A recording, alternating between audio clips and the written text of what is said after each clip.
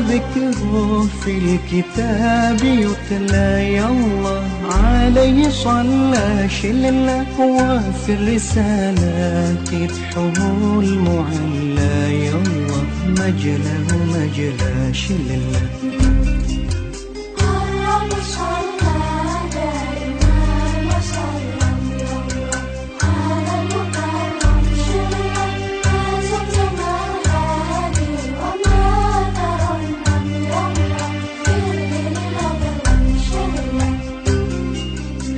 يبلى الزمن والوصف ليس يبلى يا الله هيهات ما لا شلة والله ما حدا علاه ترجم يا الله دل ولا شمش لله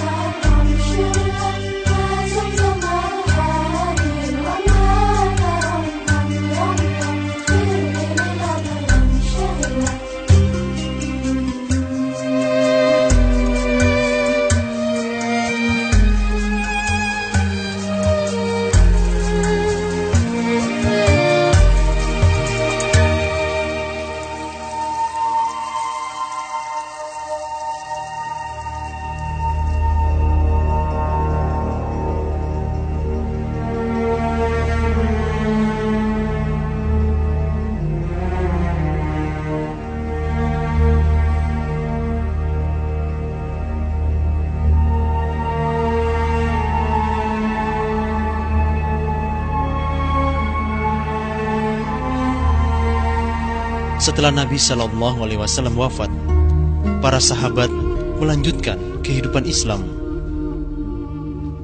4 sahabat berturut-turut menggantikan Nabi Shallallahu Alaihi Wasallam sebagai khalifah dalam urusan pemerintahan. Mereka adalah Abu Bakar As-Siddiq, Umar bin Khattab, Utsman bin Affan, dan Ali bin Abi Thalib radhiyallahu anhum. Mereka dikenal sebagai Al-Khulafa'ur Rasyidin, yang artinya para khalifah yang lurus dan berada di bawah bimbingan Allah Subhanahu wa taala. Sebagaimana masa pemerintahan Rasulullah Shallallahu alaihi wasallam, masa pemerintahan Al-Khulafa'ur Rasyidin ini merupakan masa penerapan Islam secara sempurna dan menjadi teladan bagi siapa saja yang mendambakan pemerintahan Islam yang berdasarkan petunjuk Allah. Abu Bakar radhiyallahu an dibaiat menjadi khalifah pada hari Selasa, tanggal 13 Rabiul Awal, tahun 11 Hijriah, yakni 1 hari setelah wafatnya Nabi Sallallahu Alaihi Wasallam. Para sahabat berijma, bersepakat tentang wajibnya bersegera membaiat seorang kepala negara, seorang khalifah, ketika tidak ada kepala negara Islam di tengah-tengah kaum muslimin. Keesokan harinya, di Masjid Nabawi, Abu Bakar dibaiat dengan baiat taat oleh kaum muslimin sebagai khalifah. Sebagai institusi pelaksana dan penerap syariat Islam, Allah Subhanahu wa taala membebani daulah khilafah Islamiyah untuk mengemban risalah Islam ke seluruh dunia. Mengenai hal ini, Allah Subhanahu wa taala berfirman, A'udzubillahi minasyaitonir rajim. Wa qatiluhum hatta la takuna fitnatu wa yakuna ad-dinu kulluhu lillah. Yang artinya, dan perangilah mereka supaya jangan ada fitnah dan supaya agama itu semata-mata bagi Allah. Quran surat Al-Anfal ayat 39. Nah, fitnah dalam ayat ini maksudnya adalah kemusyrikan atau segala bencana dan gangguan kepada agama Islam dan kaum muslimin. Dalam rangka mengemban risalah Islam inilah kemudian dilakukan pembebasan wilayah oleh Daulah Khilafah Islamiyah. Pada tahun 11 Hijriah, Khalifah Abu Bakar radhiyallahu an meneruskan pengiriman tentara Usamah bin Zaid yang pernah disiapkan Nabi sallallahu alaihi wasallam sebelum beliau wafat ke Syam. Pasukan Islam bertempur melawan pasukan Romawi dan memenangkan pertempuran. Tatkala kabar wafatnya Nabi sallallahu alaihi wasallam telah tersebar luas ke seluruh wilayah Daulah Khilafah Islamiyah, banyak golongan Arab yang murtad dari Islam dan tidak mau membayar zakat. Khalifah Abu Bakar memutuskan untuk menyerang orang murtad yang tidak mau membayar zakat dan berhasil meyakinkan banyak sahabat yang pada awalnya tidak setuju dengan penyerangan tersebut, seperti Umar bin Khattab. Pada bulan Jumadil Akhir 11 Hijriah, Abu Bakar radhiyallahu an mengutus Khalid dan memerintahkannya untuk memerangi orang-orang yang murtad dan tidak mau membayar zakat. Pada akhir tahun 11 Hijriah, Khalid bin Walid melanjutkan ekspedisinya ke Yamamah untuk memerangi Musailamah al-Kadzdzab yang mengaku sebagai nabi. Pada tahun 12 Hijriah, Abu Bakar radhiyallahu an juga mengutus Ikrimah bin Abi Jahal ke Amman yang penduduknya murtad.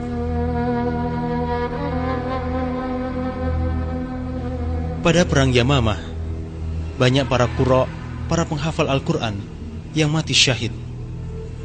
Atas usulan Umar bin Khattab radhiyallahu an yang khawatir akan hilangnya sebagian besar dari Al-Quran karena banyaknya penghafal Al-Quran yang wafat, Khalifah Abu Bakar radhiyallahu an memerintahkan Zaid bin Thabit untuk mengumpulkan dan menyusun Al-Quran yang tertulis pada daun, pelepah kurma, tulang-tulang, batu-batu tipis, dan dari hafalan para sahabat.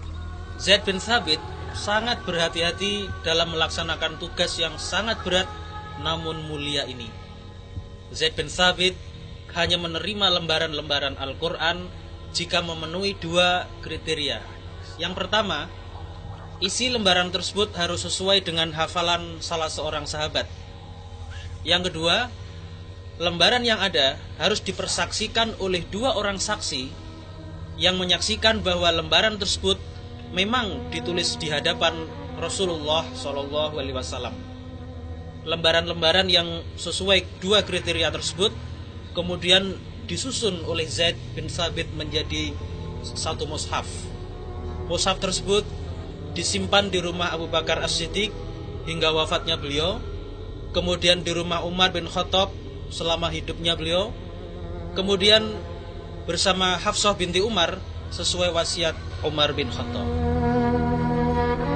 Ya Allah, muliakanlah orang-orang yang ikut andil dalam tugas yang mulia ini.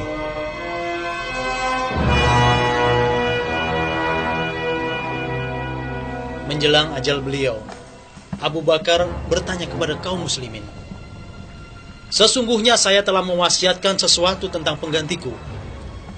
Apakah kalian rela dengan apa yang saya lakukan?"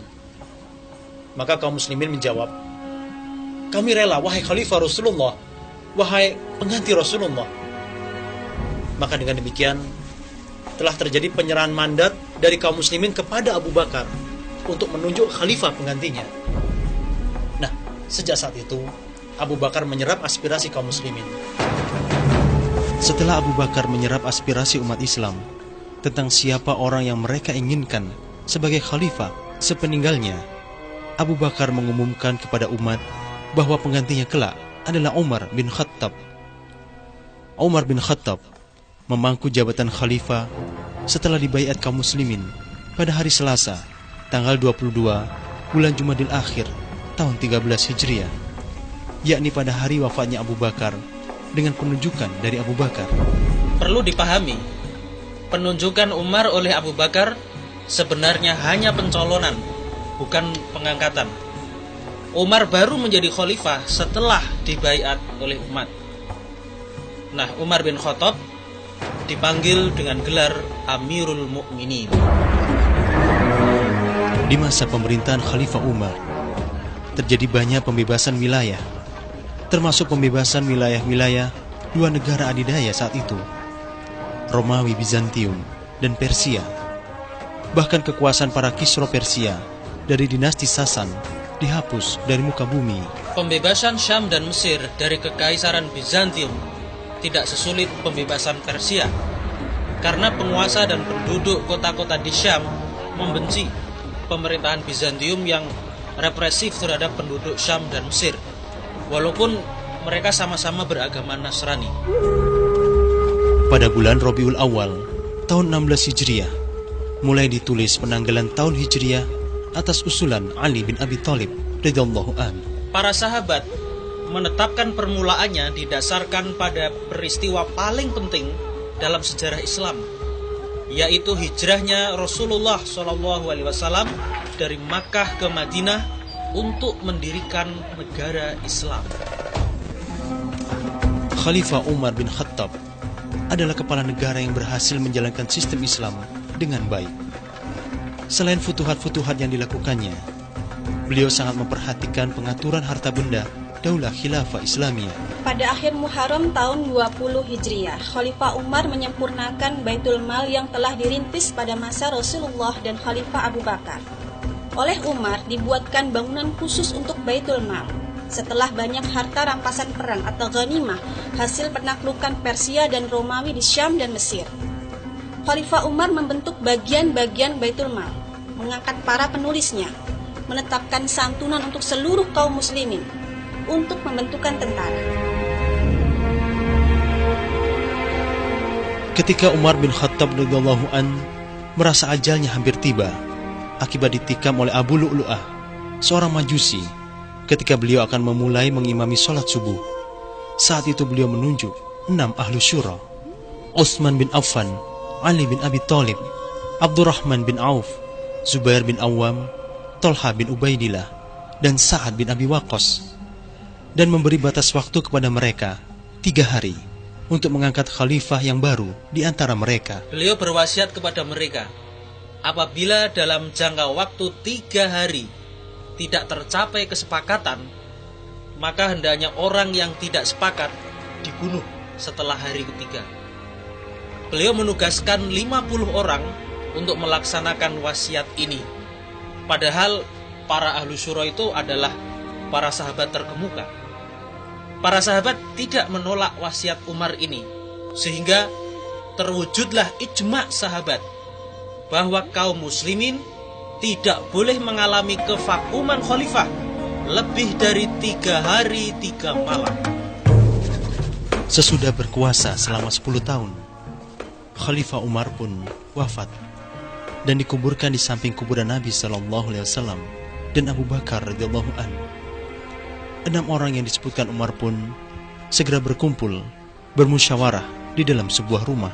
Pilihan mengerucut kepada Utsman dan Ali, hingga akhirnya Abdurrahman bin Auf membaiat Utsman, dan Ali pun juga segera membaiat Utsman.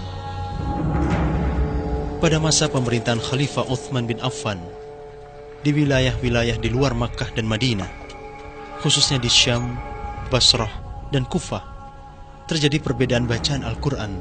Melihat perpecahan itu, Hudzaifah bin Al-Yaman mengusulkan kepada Utsman bin Affan sebagai khalifah agar menyatukan bacaan Al-Quran. Maka pada tahun 25 Hijriah, Khalifah Utsman bin Affan memerintahkan penyalinan lembaran-lembaran Al-Quran yang dikumpulkan di masa Abu Bakar, yang disimpan di rumah Ummul Mukminin Hafsah binti Umar bin Khattab, ke dalam sebuah mushaf yang dikenal dengan nama Mushaf Utsmani. Tugas ini diamanahkan kepada Zaid bin Thabit, Abdullah bin Zubair, Sa'id bin Al-As, dan Abdurrahman bin Harith bin Hisham. Tim ini membuat 7 salinan. Ke-7 mushaf ini dikirim ke kota Makkah, Syam, Yaman, Bahrain, Basra, Kufah, dan di Madinah disimpan 1 salinan.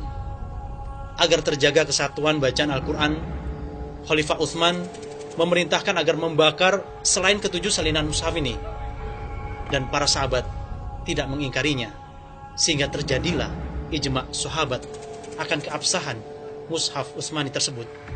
Dan kelak setelah muncul percetakan, mushaf Utsmani dicetak sesuai salinan yang ada.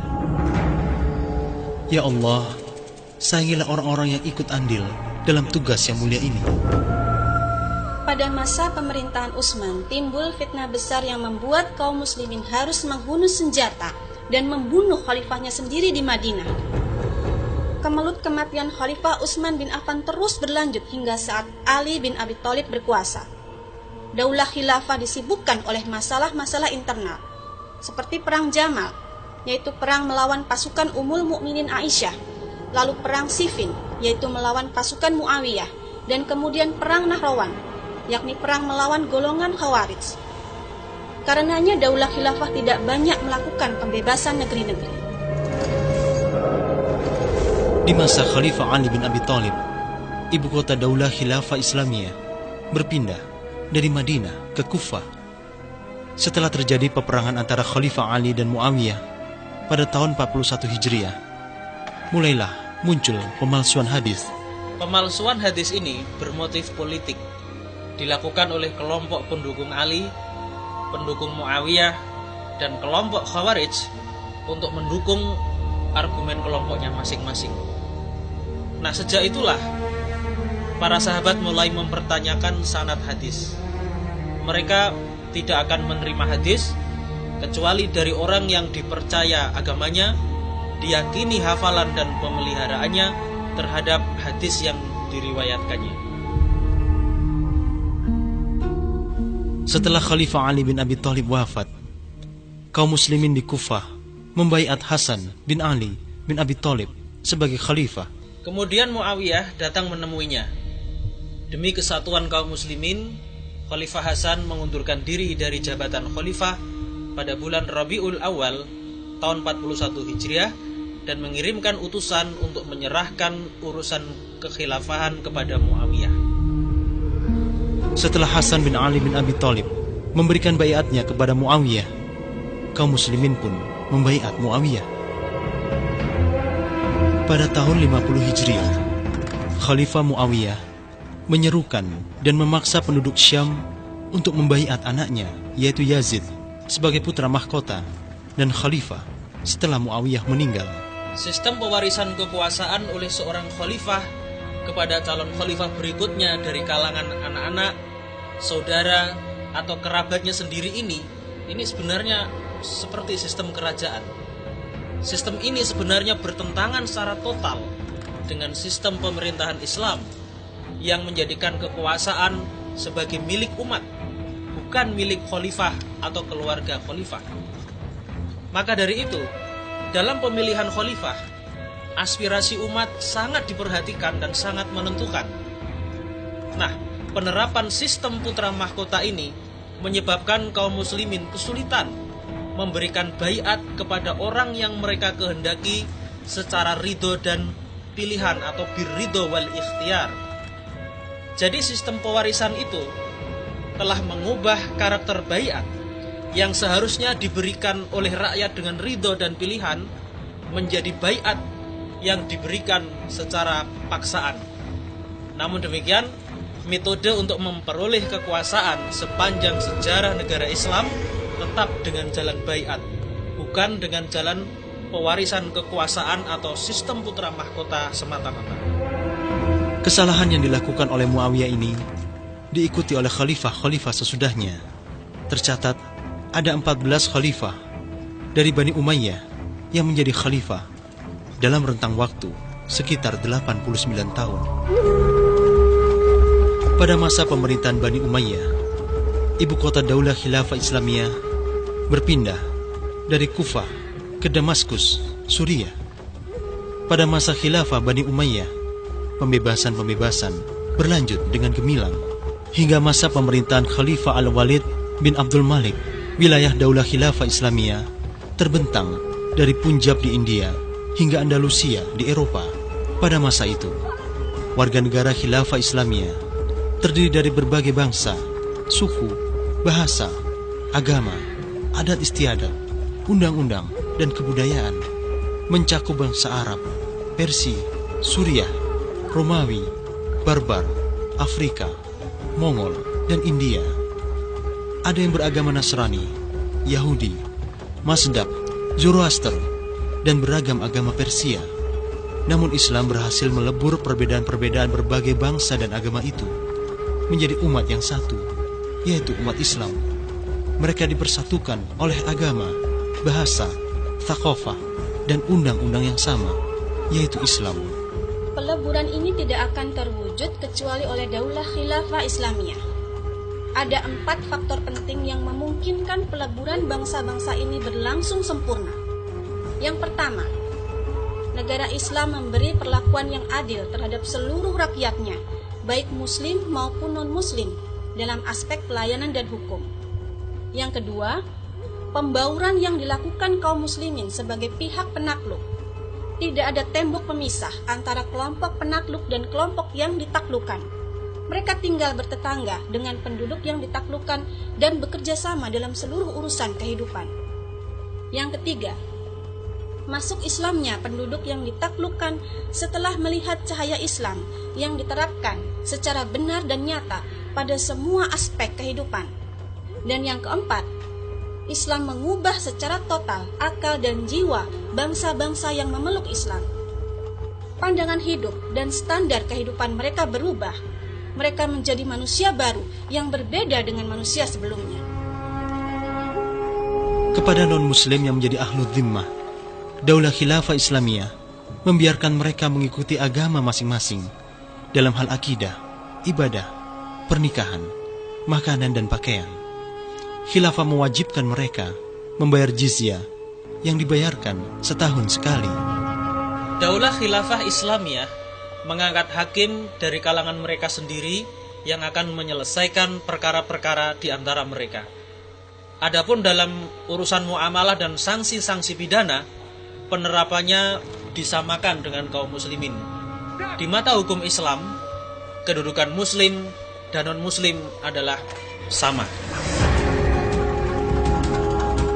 Pada masa pemerintahan Khalifah Al-Walid bin Abdul Malik, dibangun Masjid Agung Damaskus yang lalu dijadikan pusat Baitul Mal, perbendaharaan negara. Pada masa itu, kesejahteraan rakyat mendapat perhatian besar. Anak yatim, orang cacat, dan orang sakit diberikan jaminan hidup, diberikan pengajar, dan diberikan perawat. Dibangun pula jalan-jalan raya. Di sepanjang jalan itu digali sumur untuk menyediakan air bagi orang yang melewatinya. Pada masa pemerintahan Khalifah Umar bin Abdul Aziz, keadilan Islam yang diterapkan mampu mengayomi seluruh rakyat, termasuk kepada kaum kafir dhimmi. Pada masa pemerintahannya, setiap orang berkecukupan, sehingga tidak ada lagi yang mau menerima zakat. Selain itu banyak diperbaiki kesalahan-kesalahan yang dilakukan oleh para khalifah Bani Umayyah sebelum beliau, khususnya dalam hal penguasaan negara secara paksa atas milik rakyat. Khalifah Umar bin Abdul Aziz juga memerintahkan pengumpulan dan kodifikasi al-hadis. Ada 3 faktor yang mendorong lahirnya instruksi ini. Yang pertama, wilayah Islam yang semakin meluas disertai semakin banyak dan kompleksnya permasalahan yang dihadapi umat Islam. Semua itu menuntut kaum muslimin mendapatkan petunjuk dari hadis Nabi SAW, di samping tentunya petunjuk dari Al-Quran. Yang kedua, munculnya kekhawatiran akan lenyapnya hadis Nabi karena banyaknya para sahabat yang meninggal dunia akibat usia lanjut dan banyaknya peperangan. Yang ketiga, makin maraknya kegiatan pemalsuan hadis. Saat itu, di negeri-negeri yang baru dibebaskan, muncul masalah-masalah baru yang sebelumnya tidak ada. Pada masa itu hidup banyak ulama yang mampu beristihad, yang mampu menggali hukum dari sumber-sumber hukum Islam untuk memecahkan masalah-masalah baru yang muncul. Di antaranya, Imam Hasan al-Basri, Imam Abu Hanifah Nu'man bin Sabit, Imam Zaid bin Ali Zainal Abidin, Imam Ja'far as-Sadiq, dan Imam Malik bin Anas. Kuatnya kreativitas dan besarnya kemampuan ijtihad menyebabkan Daulah Khilafah Islamiyah mampu memecahkan masalah-masalah baru yang terjadi di negeri-negeri yang dibebaskannya.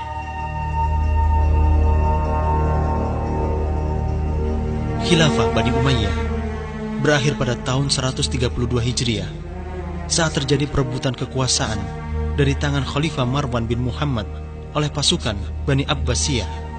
Saat itu, kesultanan-kesultanan bersatu di bawah kekuasaan Bani Abbasiyah yang dipimpin oleh Abul Abbas As-Saffah.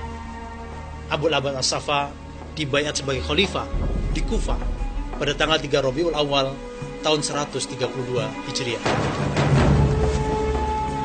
Para khalifah Bani Abbasiyah memerintah Daulah Khilafah Islamiyah selama hampir 8 abad, mulai tahun 132 Hijriah hingga 923 Hijriah.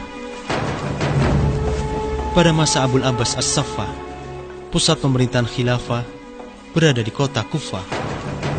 Namun setelah kota Baghdad dibangun antara tahun 138 Hijriah hingga 149 Hijriah pada masa pemerintahan Khalifah Al-Mansur, ibu kota Daulah Khilafah Islamiyah berpindah ke Baghdad. Kota Baghdad adalah kota yang sangat indah dan paling maju di dunia saat itu. Pada tahun 800 Masehi saja, penduduk Baghdad sudah lebih dari 1 juta orang. Kota ini tumbuh menjadi pusat peradaban Islam, pusat politik, pusat perdagangan, pusat pendidikan, kesehatan, dan pusat iptek.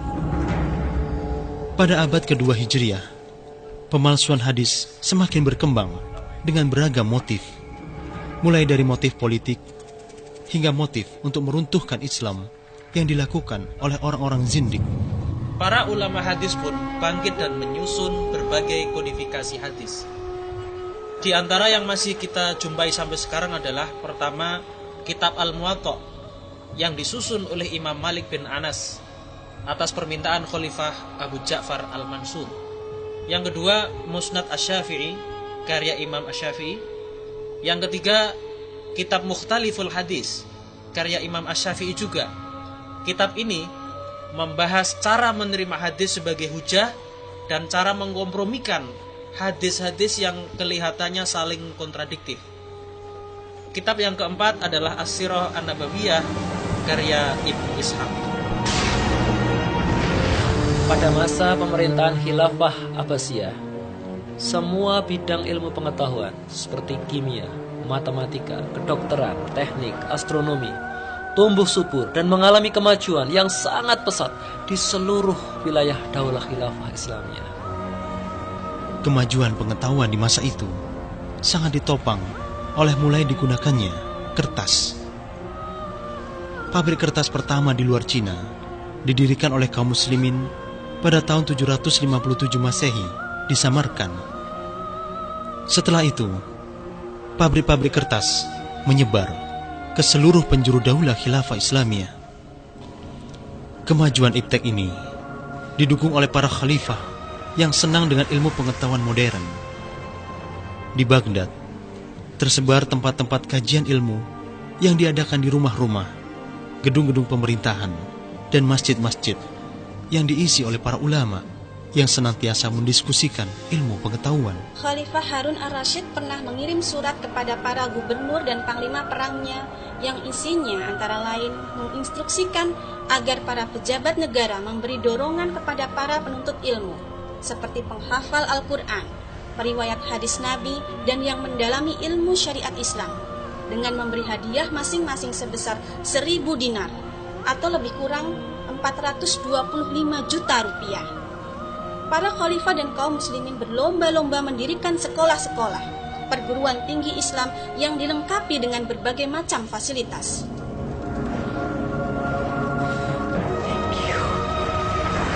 Di bagian barat Daulah Khilafah Islamiyah, yakni di Andalusia, peradaban Islam berkembang pesat. Andalusia adalah nama yang dikenal di dunia Islam untuk semenanjung Iberia yang kini terdiri dari 2 negara, Spanyol dan Portugal. Andalusia saat itu beribu kota di kota Cordoba. Cordoba yang dibangun pada tahun 750 Masehi adalah kota yang memiliki drainase yang bagus. sehingga jalan-jalan tampak bersih dan asri. Di bawah kekuasaan Islam, Andalusia mengalami kemajuan pesat dan menjadi pusat pengembangan iptek, sehingga menjadi tujuan mencari ilmu di abad pertengahan. Ilmu pengetahuan berkembang dengan perantaran bahasa Arab. Orang-orang Andalusia, baik muslim maupun non-muslim, menerima dan mempelajari bahasa Arab. Andalusia atau Spanyol saat itu menjadi pusat pembelajaran atau center of learning dari masyarakat Eropa dengan adanya Universitas Cordoba yang didirikan oleh Al-Hakam bin Abdurrahman An-Nasir yang menampung mahasiswa dari kaum muslimin dan juga dari kaum Eropa. Pada masa Khilafah Abbasiyah, perpustakaan menjadi jantung ilmu pengetahuan. Di kota-kota besar seperti Baghdad, Kairo, Naisabur, Balkh, Merv, Bukhara, Samarkand, Isfahan, Ghazni, Lahore, dan Aleppo, sampai kota-kota Islam di Eropa seperti Cordoba, Sevilla, Granada, Malaga, dan Pisa, terdapat perpustakaan-perpustakaan besar yang dibanggakan. Khalifah Harun ar-Rasyid mendirikan perpustakaan Universitas Baitul Hikmah. Baitul Hikmah ini semakin lengkap di masa Khalifah Al-Ma'mun. Perpustakaan Baitul Hikmah dilengkapi dengan buku-buku dan manuskrip-manuskrip dari berbagai bahasa, seperti bahasa Koptik, Yunani kuno, India, Persia, dan Arameon yang diterjemahkan ke dalam bahasa Arab. Dengan demikian, perpustakaan ini memuat hasil-hasil peradaban dan kebudayaan manusia dari berbagai penjuru dunia dan merupakan perpustakaan paling lengkap pada saat itu. Di Madrasah Al-Fardiliyah terdapat perpustakaan yang sangat besar, tempat tersimpannya koleksi 100.000 kitab, padahal di masa itu belum ada percetakan. Di perpustakaan ini terdapat 6.500 kitab mengenai ilmu, teknik, astronomi, dan 2 buah bola dunia atau globe yang saat itu bahkan orang Eropa masih menganggap bumi ini datar. Globe yang satu untuk Batlimus dan satu lagi untuk Abu Al-Hasan As-Sufi seharga 300 dinar. Semua ini menunjukkan betapa besar dorongan Islam terhadap kaum muslimin untuk menuntut dan mengadakan penelitian ilmiah. Kesungguhan kaum muslimin terhadap ilmu tampak dalam pengaturan perpustakaan, pusat-pusat penjualan buku, jadwal diskusi, dan penelitian-penelitian. Daulah Khilafah Islamiyah telah berhasil menjamin kesehatan masyarakat, mengatasi dan mengobati orang-orang sakit, serta mendirikan tempat-tempat pengobatan yang dibiayai oleh Baitul Mal atau kas negara. Pada masa Khalifah Harun ar-Rasyid, sebuah rumah sakit dibangun di Baghdad, yang merupakan rumah sakit pertama di sepanjang sejarah kota ini. Setelah itu dalam waktu yang singkat banyak rumah sakit bermunculan, seperti di Kairo dan Damaskus. Rumah sakit yang dibangun dibedakan antara laki-laki dan wanita, dan di dalamnya terdapat kamar-kamar khusus bagi setiap pasien. Penentuan waktu sholat, penentuan arah Ka'bah, perkembangan perdagangan, dan kewajiban jihad mendorong kaum muslimin mengkaji astronomi dan hal-hal yang terkait seperti geografi dan matematika. Kaum muslimin menjauhkan ilmu astronomi dari astrologi dan khurafat, cerita-cerita bohong. Untuk keperluan ini, Khalifah Al-Ma'mun yang memerintah antara tahun 783 hingga 833 Masehi membangun sebuah observatorium di Baghdad, di Baitul Hikmah, dan sebuah lagi di dataran Tadmor, Pamira. Dalam observatorium ini, elemen-elemen mendasar dari buku Al-Makis, karya Ptolemeus, seperti inklinasi gerhana, panjang tahun Masehi, dan ketepatan perbedaan lama waktu malam dan siang diteliti ulang. Pengamatan terhadap gerakan benda-benda angkasa dilakukan, dan pengukuran geodesi juga dibuat. Pada awal abad kedua Hijriah, dilakukan penerjemahan buku-buku filsafat Yunani seperti mantik Aristoteles ke bahasa Arab. Penerjemahan ini awalnya dimaksudkan untuk membantah filsafat Yunani, terutama yang berhubungan dengan mantik atau logika dan ketuhanan atau teologi yang biasa dipakai oleh orang-orang Nasrani dan Yahudi. Namun, penerjemahan filsafat ini memberi efek samping yang negatif berupa pengaruh pada cara beristidlal atau menggunakan dalil dan pada pemikiran para ulama yang mempelajari filsafat Yunani ini. Meskipun pemikiran para ulama itu masih tergolong pemikiran Islami. Maka muncullah ahli-ahli ilmu kalam atau mutakalimin dengan golongannya masing-masing, seperti Mu'tazilah, Jabariyah, Ahlus Sunnah, dan lain-lain. Pada abad ketiga Hijriah, terjadi pemalsuan hadis. Pemalsuan hadis Nabi ini berhasil dibendung oleh para ulama ahli hadis dengan upaya-upaya pemurnian hadis. Yahya bin Ma'in menulis kitab Tarikhur Rijal, yaitu kitab tentang sejarah dan riwayat hidup para perawi hadis. Muhammad bin Sa'ad menulis kitab At-Tabaqat, yaitu tentang tingkatan para perawi hadis. Imam Ahmad bin Hambal menyusun kitab Al-Ilal yang menjelaskan beberapa ketentuan tentang cacat atau kelemahan suatu hadis dan perawinya. Beliau juga menyusun kitab Musnad Ahmad bin Hambal. Terjadi juga upaya penghimpunan, penyeleksian, penulisan, dan pembukuan hadis Nabi Sallallahu Alaihi Wasallam secara besar-besaran. Upaya ini dilakukan oleh Imam Bukhari yang menyusun Sahih Bukhari, Imam Muslim yang menyusun Sahih Muslim, Imam Abu Dawud yang menyusun Sunan Abi Dawud, Imam Ibnu Majah yang menyusun Sunan Ibnu Majah, Imam An-Nasai yang menyusun Sunan An-Nasai, dan Imam Tirmidzi yang menyusun Sunan At-Tirmidzi. Saat itu, fikih Islam berkembang pesat dan muncul banyak mazhab fikih Islam. Hal inilah yang mendorong Imam Asy-Syafi'i membukukan ilmu usul fikih. Yang menarik adalah usul fikih dari Imam Asy-Syafi'i ini melakukan pembahasan yang bersifat usuli, yaitu sesuai dengan disiplin usul fikih, dan bersifat tasyri'i, yaitu mengacu pada hukum Islam, bukan dengan cara yang mengikuti mantik atau logika. Imam Syafi'i antara lain menyusun kitab Ar-Risalah dan Ibtalul Istihsan. Nah, dengan adanya kitab-kitab usul fikih ini, kemampuan beristihad dari kaum muslimin semakin meningkat. Kekuatan daulah khilafah juga meningkat pula, karena kekuatan daulah khilafah Islamiyah akan berjalan seiring dengan kekuatan pemikirannya, kemudian juga kemampuannya menciptakan hal-hal yang baru, dan kemampuan berijtihad. Dalam bidang ilmu aritmatika yang diadopsi dari India, seorang ahli matematika muslim yang hidup antara tahun 780 hingga 850 Masehi menyusun kitab Al-Jabr wa Al-Muqabalah, buku tentang restitusi dan perbandingan. Beliau adalah Abu Abdullah Muhammad bin Musa Al-Khwarizmi.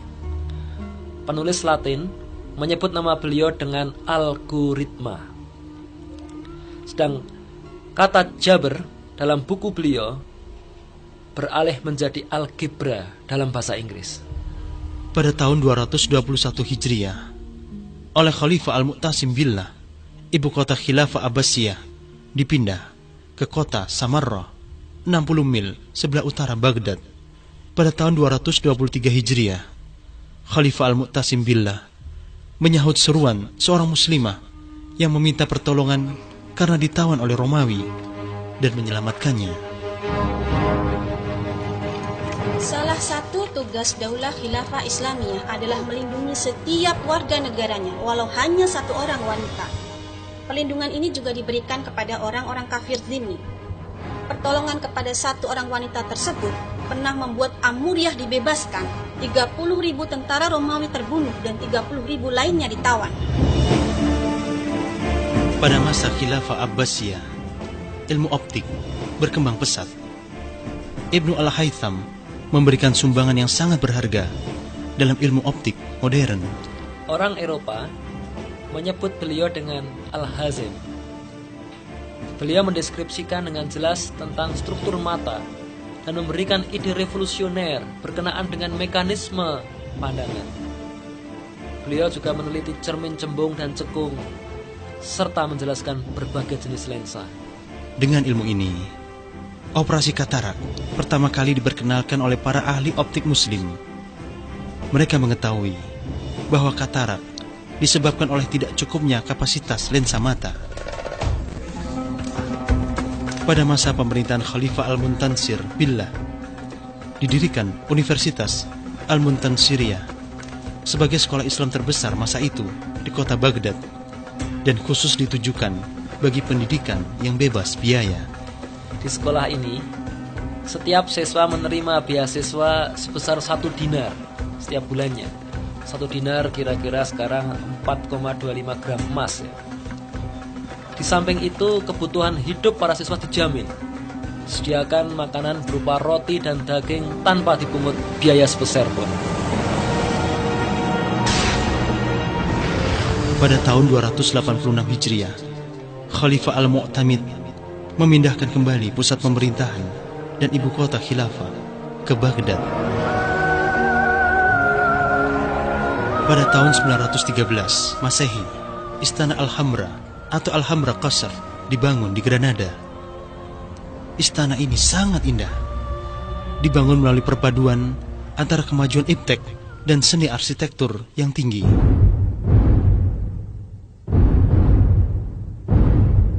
Pada abad keempat Hijriah, istihad mulai melemah dalam jiwa kaum muslimin. Muncul kemalasan berpikir, dan para mujtahid pun mulai langka.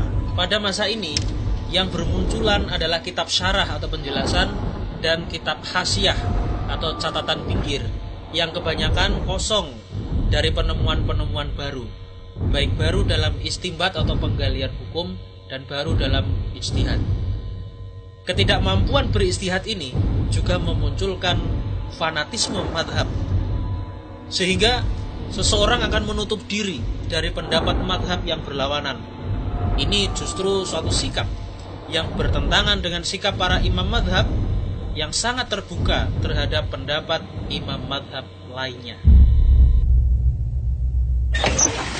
Sedemikian parahnya kemunduran pemikiran saat itu, hingga seorang fuqaha Al-Qaffal mengatakan bahwa pintu istihad harus ditutup dan wajib bertaklid. Pelarangan ini menyebabkan mayoritas kaum muslimin, ya walaupun tidak semua, menjadi orang-orang yang bertaklid atau muqallid. Sedikit sekali yang melakukan ijtihad.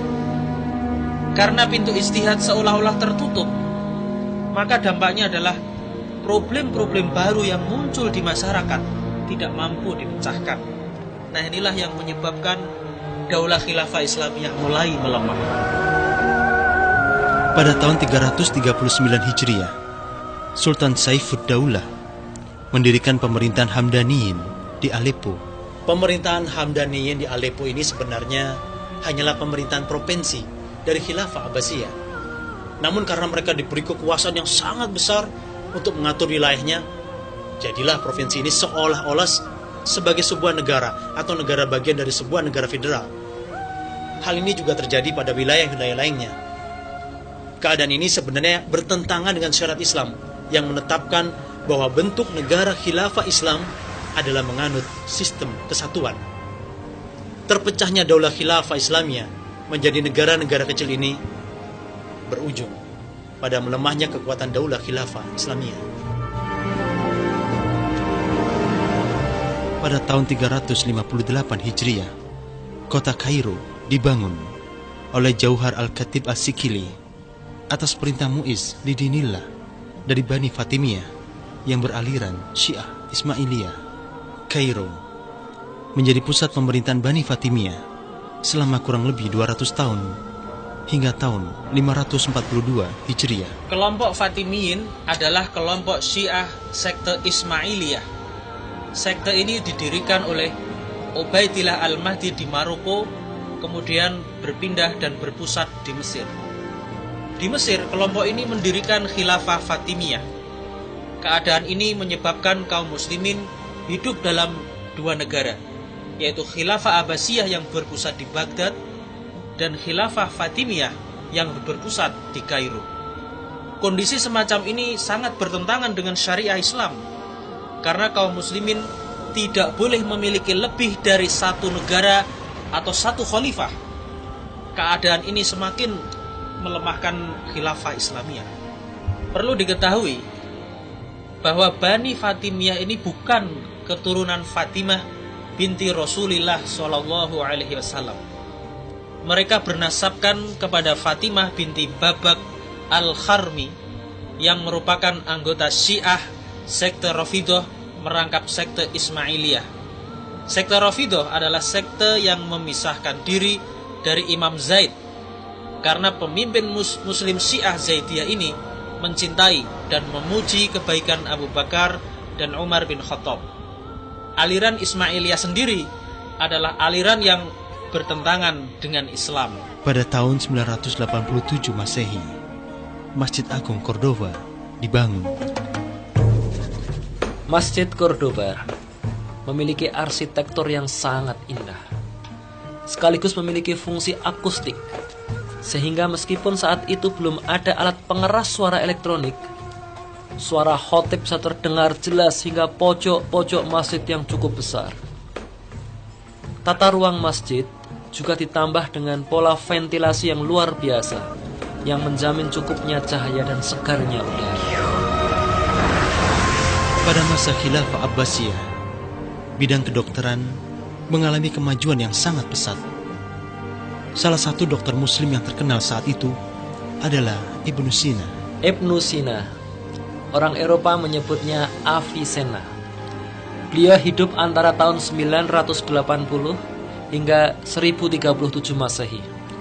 Beliau berhasil menyusun kitab Qanun At-Tibi, atau orang Eropa menyebutnya dengan nama Canon. Kitab ini menjadi rujukan mahasiswa-mahasiswa kedokteran di Eropa selama berabad-abad. Dalam bidang pembedahan, Abul Qasim Az-Zahrawi menemukan banyak alat-alat bedah dan menuliskannya dalam buku At-Tasrif. Dalam bukunya tersebut, beliau juga menjelaskan metode operasi untuk berbagai macam penyakit. Pada abad kelima Hijriyah atau 11 Masehi, kreativitas mulai melemah dan ijtihad pun menyusut. Lemahnya pemikiran ini menghantarkan pada perpecahan dan kelemahan daulah khilafah Islamiyah. Kelemahan ini semakin bertambah dengan adanya perang salib secara beruntun. Pada tahun 489 Hijriah, Paus Urbanus menyelenggarakan kongres tahunan yang dihadiri 225 uskup gereja dari seluruh sekte Kristen di Eropa Barat. Sri Paus berpidato dan membakar kebencian terhadap kaum muslimin dan mengusulkan pengusiran kaum muslimin dari Baitul Maqdis. Seruan ini disambut oleh Boutros, seorang pendeta Prancis. Boutros berhasil mengumpulkan pasukan salib dalam jumlah besar. Pada tahun 490 Hijriah, di seberang sungai Dardanil, pasukan salib pimpinan Boutros ini berhasil dikalahkan oleh pasukan Islam dari Bani Saljuk. Saat itu negara dalam kondisi kritis dan tidak mampu menggerakkan seluruh rakyatnya yang sedang lemah pemikirannya untuk berjihad melawan pasukan salib. Inilah yang menyebabkan hanya Bani Saljuk yang berkuasa di Syam yang berusaha membendung serangan pasukan salib. Pada tahun 491 Hijriah, keluarlah pasukan salib berikutnya dari Eropa dalam jumlah yang jauh lebih besar. Pada perang salib kali ini, Perdana Menteri Mesir dari Daulah Fatimiyah yang bernama Afdal bin Badar Al-Jamali bekerja sama dengan pasukan salib memusuhi Bani Saljuk. Ia menguasai Baitul Maqdis dan merampasnya dari Bani Saljuk. Pasukan salib tidak senang dengan tindakannya, kemudian menyerangnya di Baitul Maqdis. Pada hari Jumat, 23 Sya'ban tahun 492 Hijriah, pasukan salib menguasai Al-Quds, Yerusalem. Pasukan Prancis tiba dengan 2 juta tentara.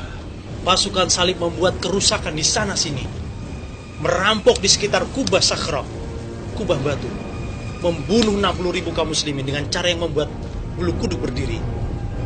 Dalam surat yang mereka kirimkan ke Sri Paus, mereka menuliskan, jika Sri Paus ingin mengetahui apa yang kami lakukan terhadap musuh-musuh kami, maka percayalah bahwa di Haikal Sulaiman dan rumah ibadahnya, kuda-kuda kami berjalan di lautan darah kaum muslimin hingga sampai lututnya. tentara salib tidak menghormati arti kesucian kota Al-Quds, kota Yerusalem ini. Mereka tidak hanya membantai kaum muslimin, tetapi juga penduduk Al-Quds yang beragama Nasrani dan Yahudi. Ketiga pemeluk agama ini yang sebelumnya hidup aman sentosa dalam lindungan negara Islam yang melindungi mereka dan memberikan jaminan keamanan kepada mereka. Setelah itu, pasukan salib mendirikan kerajaan-kerajaan Kristen seperti Roha atau Edessa, Antioquia, Armenia, Tarablus, dan Baitul Maqdis. Pasukan Islam Bani Saljuk bangkit melawan, dipimpin Sultan Imaduddin Zangki, kemudian dilanjutkan oleh putranya Sultan Nuruddin Mahmud Zangki dengan panglimanya Asaduddin Shirkuh. Pasukan Islam Bani Saljuk mengusir pasukan salib di wilayah Syam dan Mesir. Pada tahun 564 Hijriah, Al-Adid mengangkat Salahuddin Al-Ayyubi, keponakan Asaduddin Shirkuh, menjadi wazir, menteri yang memerintah Mesir. Salahuddin memecat seluruh hakim di Mesir yang beraliran Syiah dan menggantinya dengan hakim yang bermadhab Syafi'i. Dan setelah Al-Adid meninggal pada tahun 567 Hijriah, berakhirlah Daulah Fatimiyah di Mesir yang beraliran Syiah Ismailiyah. Setelah Halb dan Mosul dikuasai oleh pasukan Sultan Salahuddin, pasukan salib di Baitul Maqdis terkepung oleh pasukan Sultan Salahuddin dari 3 penjuru: Suriah di utara, Yordania di timur, dan Mesir di selatan. Pada hari Ahad, 15 Rajab 583 Hijriah, 60.000 pasukan Salahuddin tiba di sebelah barat Al-Quds. Dan 5 hari kemudian, perang dimulai. Mujahidin bertempur mati-matian. Mereka memasang senjata andalannya, manjanib, dan mereka serang pasukan salib dengan hujan manjanib. Sementara itu, di Baitul Maqdis, pasukan salib mempertahankan bentengnya dengan seluruh kemampuannya. Pasukan Salahuddin bergerak ke sisi utara benteng, kemudian melubanginya dan membakarnya. Akhirnya, benteng dan istana ambruk. Pada hari Jumat, 27 Rajab 583 Hijriah, Sultan Salahuddin dan pasukannya memasuki kota Al-Quds, memberi ketentraman bagi seluruh warga kota, baik muslim maupun non-muslim. Belum usai menghadapi serangan pasukan salib, Daulah Khilafah Islamiyah yang sedang lemah dihadapkan pada serbuan pasukan Tartar dari Imperium Mongol di Asia Tengah. Pasukan Tartar secara brutal menghancur leburkan wilayah Bukhara, Samarkand, Khorasan, Rey, Qazvin, Maraghah, Ardabil, Kanjah, Tibris, Hamdan, Dagestan, Bulgaria, Balkan, Muru, dan Tus. Pada tanggal 12 Muharram tahun 656 Hijriah, 200.000 pasukan Tartar dipimpin Hulagu Khan mengepung Baghdad dari 2 arah, barat dan timur, dan dengan mudah masuk ke jantung kota Baghdad. Saat itu di Baghdad, pasukan Tartar tidak mendapatkan perlawanan yang berarti karena jumlah pasukan yang ada telah diciupkan oleh Ibnu Al-Qami, wazir atau menteri pengkhianat, hingga yang tersisa tinggal 10.000 personil. Ibnu Al-Qami juga yang merancang pembunuhan khalifah. Rencana ini didukung oleh Nasiruddin At-Tusi, antek Bani Fatimiyah yang menjadi penasihat Hulagu Khan. Pasukan Tartar melakukan kejahatan yang luar biasa di kota Baghdad. Mereka bunuh siapa saja yang mereka bisa bunuh. Laki-laki, wanita, anak-anak, remaja, dan orang tua. Mereka bunuh para khatib, para imam, dan penghafal Al-Quran. Mereka hancurkan masjid dan sekolah-sekolah. Pembantian massal ini berlangsung selama 40 hari. Korban mencapai 1,6 juta orang. Baghdad seperti timbunan mayat. Timbunan mayat ini diguyur oleh hujan. Air bercampur darah mengalir di lorong-lorong kota.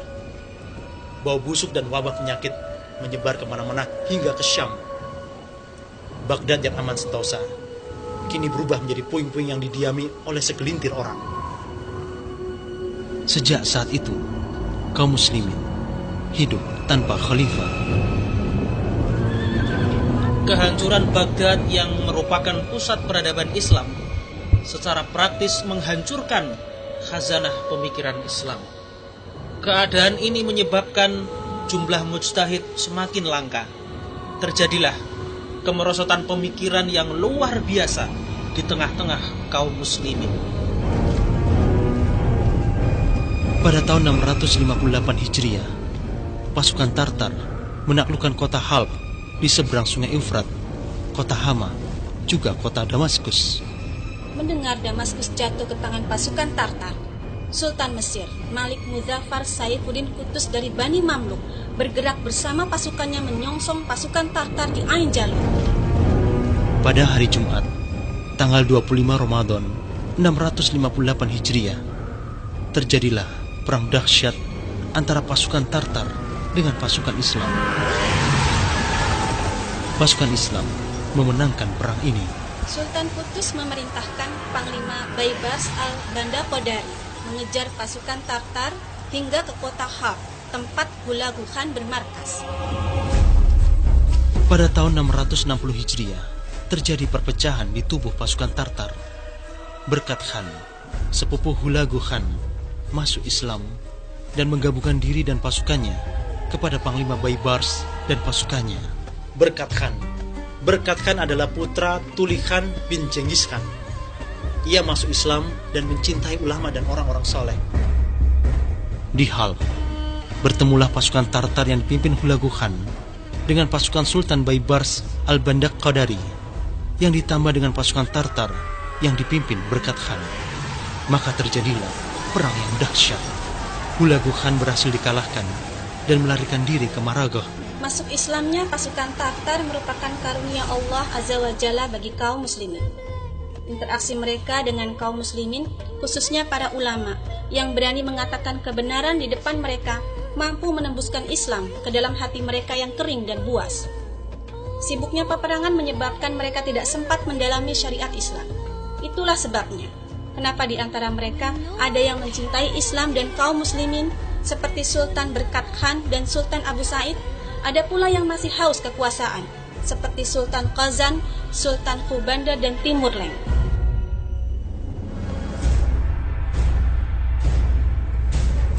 Setelah kota Baghdad hancur, Khilafah Abbasiyah melanjutkan pemerintahan Daulah Khilafah Islamiyah di Mesir.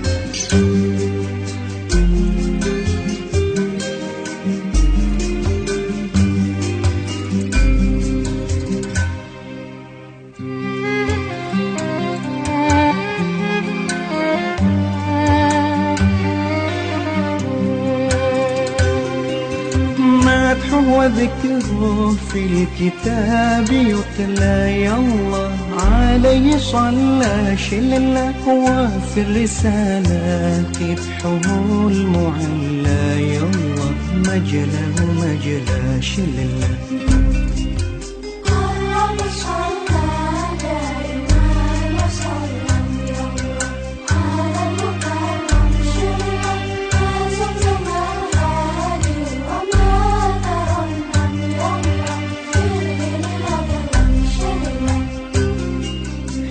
يبلى الزمن والوصف ليس يبلى يا الله هيهة ما لا شلة والله ما حدا علاه ترجم يا الله كلا ولا شمشلة